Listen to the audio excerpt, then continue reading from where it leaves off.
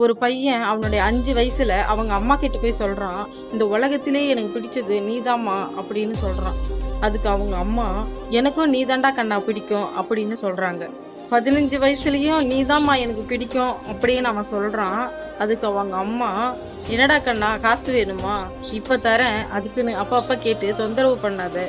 குடும்ப சூழ்நிலைய புரிஞ்சு வாழ கத்துக்கடா" அப்படின்னு சொல்றாங்க. அவனுடைய 21 வயசுலயும் தயக்கமா வந்து, "அம்மா எனக்கு உன்ன ரொம்ப பிடிக்குமா" அப்படின்னு சொல்றான். அதுக்கு அவங்க அம்மா, "நேத்து வீட்டுக்கு கூட்டிட்டு வந்தியே ஒரு பொண்ண, அந்த பொண்ண லவ் பண்ற, அதுக்கு அப்பா கிட்ட பர்மிஷன் வாங்கி தரணும் அதானடா?